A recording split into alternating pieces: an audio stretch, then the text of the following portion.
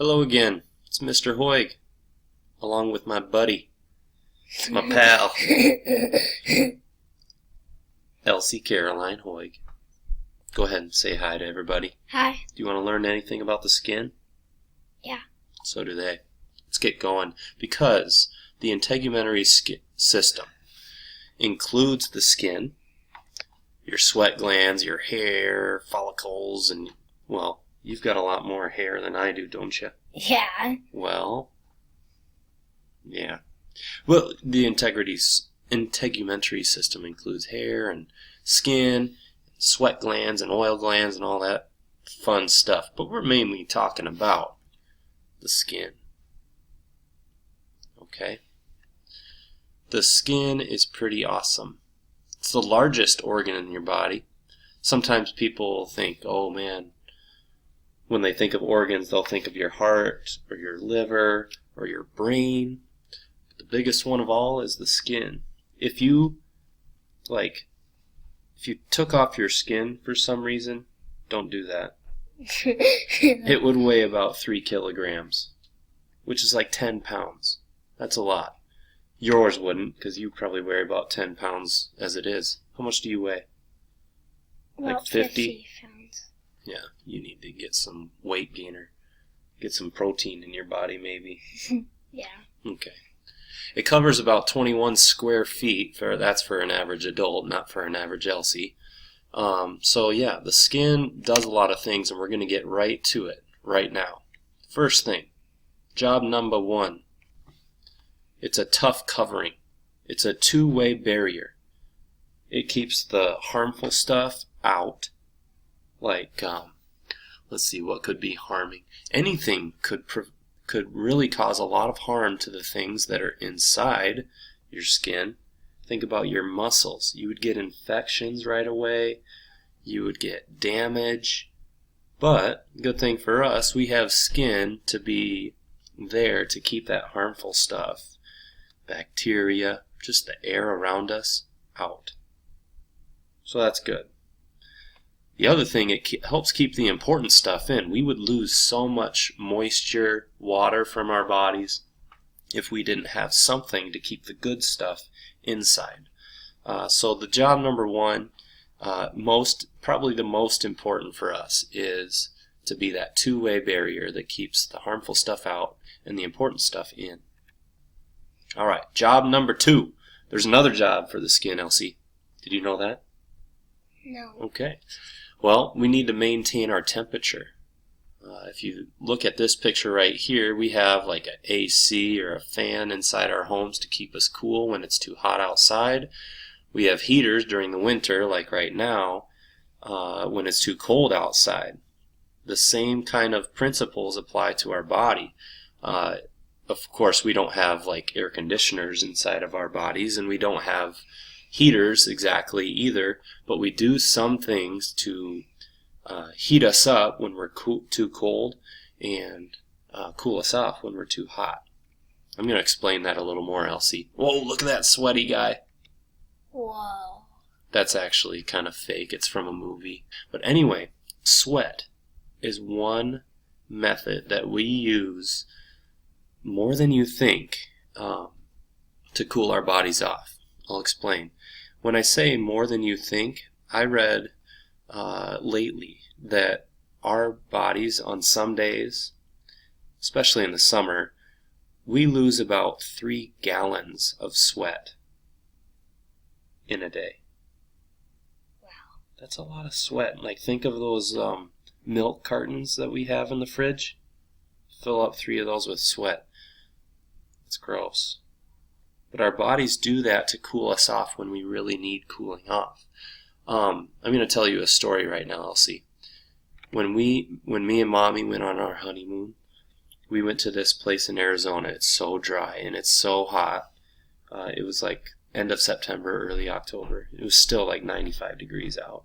And we were like, where should we eat tonight, honey? Oh, I love you. I love you so much. Do you think we talked like that? No. Nah, probably not. I don't think we were. We were like, where should we go eat? And we thought, oh man, this place got recommended. It's like the best pizza. But we're like, it's so hot, and they don't have any seats inside for us. Who would want to eat pizza in 100-degree heat? And besides, they have these misters outside. Won't our pizza... Have you ever seen these misters?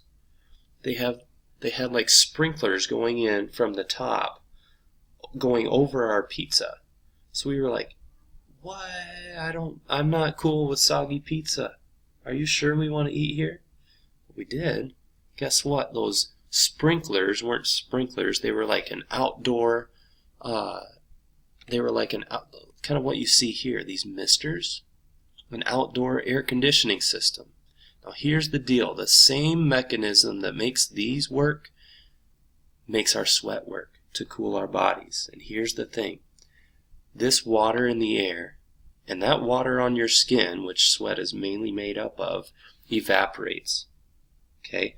When it evaporates and turns into a gas, it's called an endothermic reaction. It pulls in the heat from the air around it. So if you have a lot of water evaporating around you, it's going to pull in a lot of heat from that air, and you're going to feel a lot cooler. So when your sweat evaporates, it cools you off.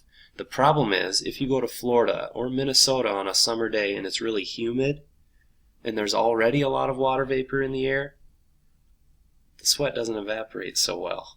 So your body just says, still hot, I'm just going to keep sweating. Still not evaporating, still hot, just going to keep sweating. And that's when you see Daddy look like this guy. But sweat is awesome because it does evaporate and it cools us off. Your skin can also keep you warm too. Have you ever gotten goosebumps before? No. What? Never in your whole life? Yeah. Really?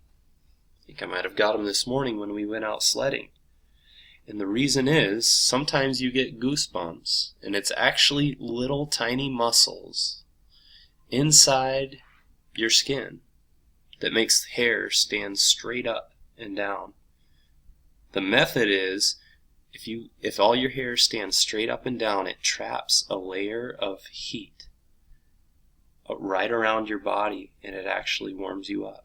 That's the reason you get goosebumps. Another strategy that you do is the blood vessels near your skin will actually start to constrict, and one of the ways that we lose a lot of heat is by having a lot of blood go close to our surface in our skin. If the blood doesn't go close to the surface, we keep that heat in. So these blood vessels will actually become really skinny in diameter. All right. I really like this website because it shows what our bodies do in response to heat and cold, and what the skin does. So here, I'm going to crank up the temperature. I'm going to make it hotter. Watch the changes that occur. One thing, our blood vessels get a lot thicker. The more hot blood that we get to the surface and release the heat from that skin, the more heat we'll lose and the more we can cool our bodies in response to a hot temperature. The other way we do this is producing sweat, which we've talked about. So now this sweat is going to evaporate, and it's also going to take in some heat from the air around it to make it a lot cooler. Now let's turn down the temperature. The blood vessels constrict, which reduces the amount of heat we lose through the skin.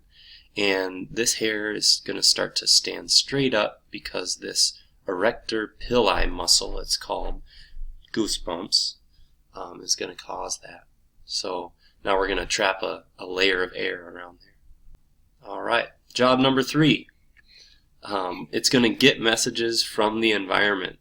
Have you ever done that, Elsie? Put your hand on the hot burner like that? No. Good. You're like smarter than I am or something, aren't you? Well, sometimes. I don't know if I've ever done that either. But one thing that our skin does for us is sense the world around us. We can sense when things are hot and cold. We can sense pressure when things are sharp or when they're poking into us. And that's a good thing. If we didn't do that, our skin would be damaged pretty quickly. But we can get messages from the environment. Is it hot? Is it cold? Is that thing that I'm running my body into hard or soft? Or so we can gain a lot of information. Here's another job, and it happens when we get out in the sun. Our skin produces vitamin D. Now, vitamin D is a vitamin that we need for strong and healthy bones. It helps you build your bones. And that's why I have you drink your whole milk, because it's got a lot of vitamin D, and your bones are growing, so you need that vitamin D. You also need to get outside and help that skin produce the vitamin D that your bones might need. Okay, so those are the main jobs. If we take a closer look at skin, you'll notice that there's two primary layers, and those are split into other layers. But we've got the epidermis, that's the skin that's on the very outside of your body, and the dermis, which lies underneath it, where all the jobs are done. Here's a picture of the epidermis close up. All of these cells right here and above are considered the epidermis. These are the newest ones that have been made at this base layer of the epidermis.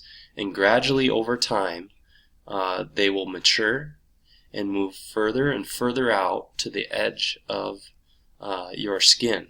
Now you'll notice something. They really flatten out here. These cells right here, these skin cells, are actually dead. The cells that are on the edge of your body, on the edge of your skin, are not living anymore. There's like 20 to 30 layers in most parts of your body of dead skin. The time it takes on average to go from this point all the way out is 4 to 6 weeks. So if you wait a couple months and look at the skin that you have, it's all brand new skin. It's recycled every 4 to 6 weeks is what it takes. So we're constantly building that epidermal layer, and it's replacing itself to do the job that it needs to do. The main job it has is to protect the lower layers of the skin and the layers of your body below that. Here's a picture of the dermal layer. Everything under the mouse right here includes sweat glands, oil glands, blood vessels, fatty tissue, hair follicles that hair grows out of. There are a lot of things happening in the dermal layer. It's got blood flow, so these cells remain alive, and they, of course, replace each other too. Maybe not quite as often, but the dermis is that layer below the epidermis. Okay, there's 4 main ways to keep your skin healthy. One is to eat properly. You do that, right, Elsie? You sure do. Drink some water or other liquids that hydrate your body, like water. That's another way. If you don't want to end up like Will Ferrell here, you can limit your sun exposure. The radiation from the sun can cause a lot of damage to your skin. In fact, the radiation from the sun can cause skin cancer and burns to your skin. So while you need sun exposure to keep the skin healthy and your bones healthy, you also need to limit yourself a little bit. And then keep it clean. Make sure that the pores and sweat glands and oil glands are not clogged with dirt so that they can do the jobs that they need to do as well. So that's skin, Elsie. What do you say? Are you thankful to have the layer of skin around you? Yeah. Is it kind of funny to think about? It's kind of gross too, isn't it? Yeah. Well, say bye to everybody.